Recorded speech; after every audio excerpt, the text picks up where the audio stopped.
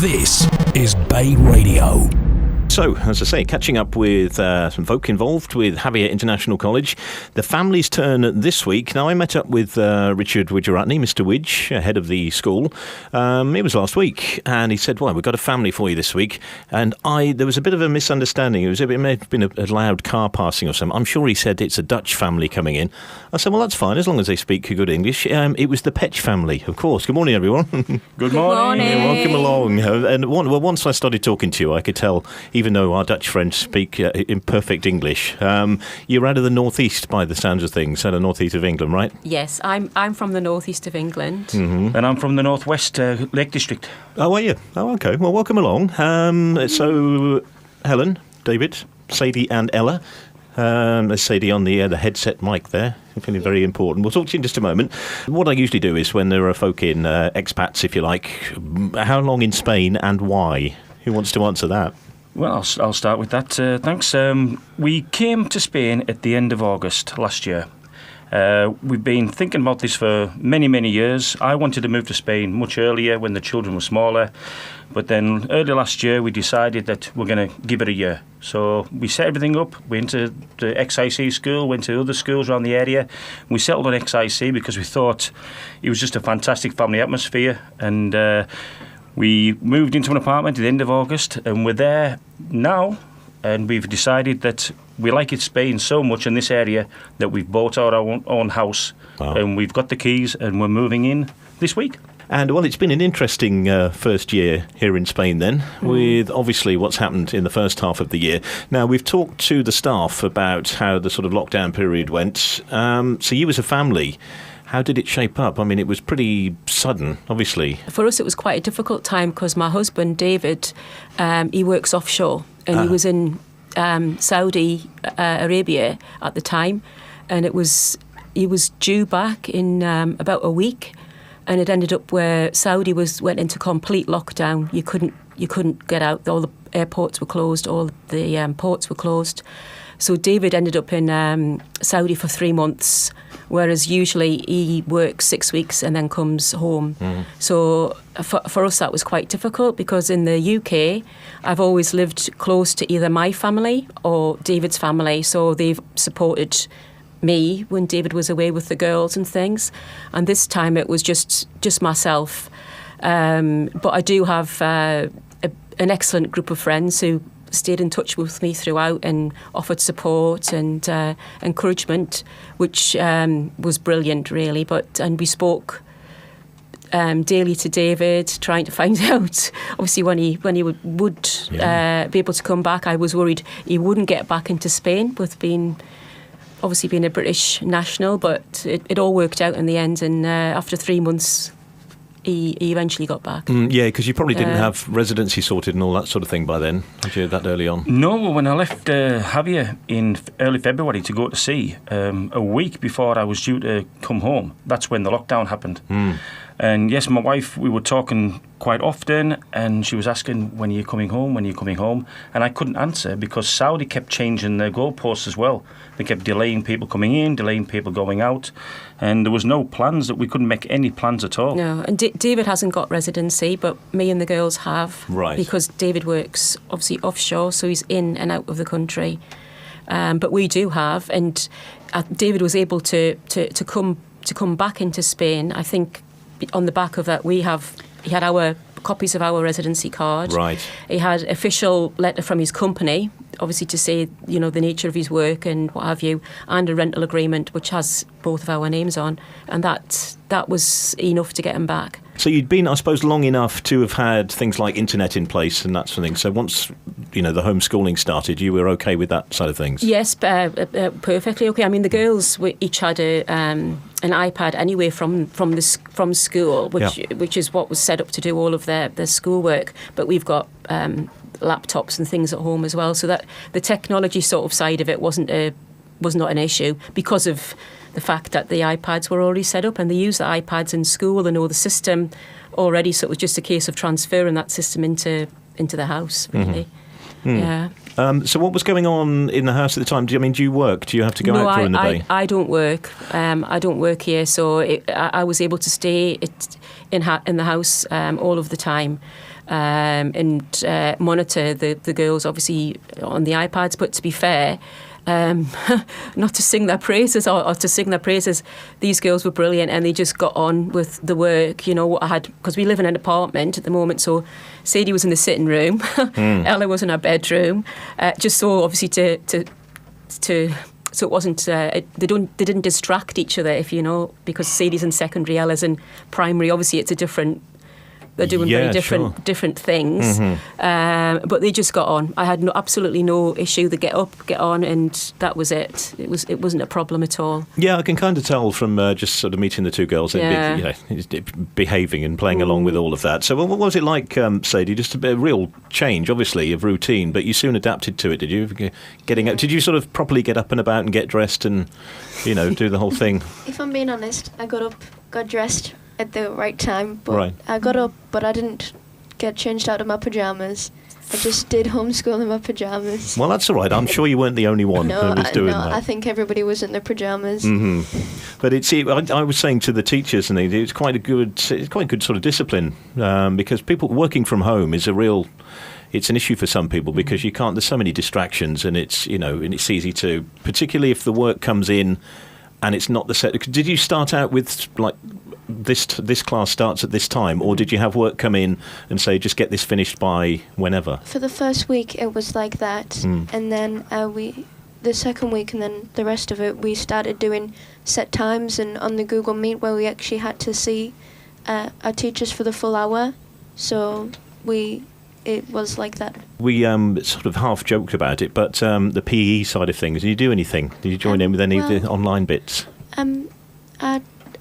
My form tutor, Miss Batson, she was making, like, every lunchtime, maybe I think it was on a Tuesday or a Thursday, you could join Google Meet and they would do fitness and exercise.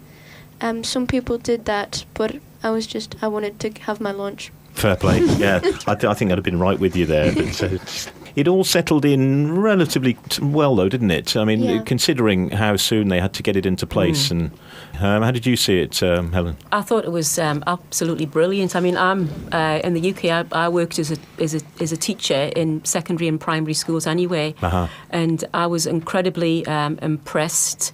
I listened into some of the what was happening in the classroom, and it was brilliant. Both these girls were interested, engaged. It was pretty much like them being at school, except they were obviously, in our house. But it gave for all of us, to give us like structure to the day. Like there was a routine. We had a reason to get up. Mm-hmm. There was something to do all day, because Sadie and Ella, like many children all over Xabia, were not allowed out the house at all. No, exactly. They couldn't go out on the street. So for them both, it gave them something like to do that was constructive to fill their time. So it was. I thought it was amazing, really. I really did. As a parent as well, because it took all the stress off us. I've got friends in the UK that have really been very stressful trying to teach their children over the last 2 or 3 months on, like, there's worksheets sent and they've got to try and teach the children. We had none of that. It was like it was all handed over to XIC, and they did I thought, an absolutely brilliant job. I couldn't fault it. What about the sort of social side, Sadie? You miss your friends, or are you used to spending a bit of time online? So you I suppose these days you would have been a bit more used to that than they would have been maybe 30 years ago, because you chat with your friends online anyway. Yeah, me and my friends were all very close, and we were just FaceTiming each other all the time. So when we actually finally met in person, we didn't know what to say, because we already told each other everything that was going on when we couldn't see each other. Yeah. But it was very weird seeing them. Obviously, we're in the school holidays now, and your first full year here, a little bit easier to keep the kids entertained during the school holidays here, isn't it? You go and play in the pool, and we'll be right here. Yes, both my daughters love being outside. They did in the UK as well. So they spend a lot of time by the pool and down by the beach. Because we're from the north of England, we found in the UK, basically from the end of September, probably right the way through till March, we didn't even go in the garden. It's so cold and wet, and so this is absolutely brilliant. I mean, my daughter Sadie plays rugby, and she can play rugby on the beach. They do that, don't they? Yeah. And I mean, we can sort of stand, and we're not like freezing to death like we would be at home, basically. No, sure. Well, that's the thing, isn't it? When with parents in the UK, when they got you're watching from the sidelines on a Sunday morning in January, playing football.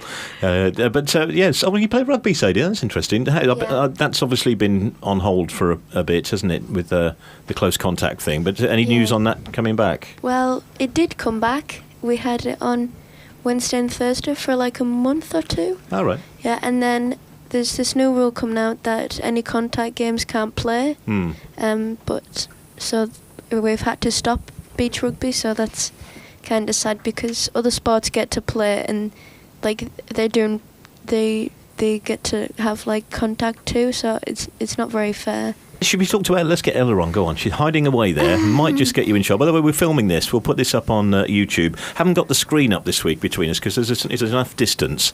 I've sprayed everything. What do you find to do then, Ella? Well, since Mum got an Alexa and for her birthday in England, I used that a lot to play music and dance too. And I also like playing outside in the pool and the beach. And the beach, and I like playing video games too. So you're in primary still? Yeah. Yeah, okay. How long till you move to the big school? 2 years. Mm-hmm. Okay, well, you'll have a bit more room because the way this is working, as we know, the new secondary school is opening up for XIC. So, Sadie, that'll be you in there from September. All being well, we know it's opening September, yeah?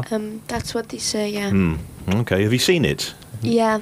Oh, right. Well, you've been to the building itself or seen photos? I've been to the building itself, but not past the barrier. Right. But it's coming on very well. All like the buildings are up, so that's good. Yeah, it sounds impressive. I mean, they've put a lot of work into there, even down to the whole design of the place. Even the design looks very impressive. They've thought about pretty much everything. Yeah, the flow of it was discussed with Mr. Widge. They got one of those folk that earn their money these days by, designing the way you flow through a building, a bit of feng shui in there, I'm sure. But it's important, it's a thing, and you'll do all right technology-wise as well, I think, by the sounds of it. Yeah. Everything in place there. Yeah, right. The school already provides us tablets, so we'll probably just take them to the new school. Mm-hmm. But there'll be a lot more facilities. You're a little bit restricted where you are at the moment for space and that sort of thing, so that'll open up a lot more for you. And I think I'm right in saying there's the sort of playing area, there's the outside area where you'd be able to do your sports rather than going off campus, as it were. We used to have to take the bus, so we used to have to walk to the nearest open space. But here we have a running track and we have 3 tennis courts that we're going to be able to play volleyball, hockey, football, basketball with, so there's going to be a lot of space. Mm-hmm. And from what I gather then, Ella, where the secondary school is now, you'll be able to go in there, so you'll have a bit more room to... is that right? Well, the younger ones are going into there, so we'll have more room in the primary school to expand things and stuff. I think the infants, it's a foundation, reception 1 and 2 are in the now secondary school, right? And then the juniors from year 3 up to year 6 will be in the current primary school. That's what I thought. I'm not. I got a little bit. Yes, I knew there was mention of obviously making use of the space where the secondary school is now, and the older folk move up to the other school. Have you seen it? Have you? We've drove past it a few times because we were just curious as to see when it would be, how it's getting on, if it will be all finished in time for. Sadie going there in September. Well, girls, good luck with next term. Thank you very Sadie. much. All right, in your new school. Thank you. And maybe catch up with you again soon. Pop in anytime. Yeah. I never have more friends than at this time of year with that air conditioning unit behind me. They just pop in for the vaguest of reasons just to say hello. But it's good to catch up with you and good to hear that things went all right during the lockdown period. Yes.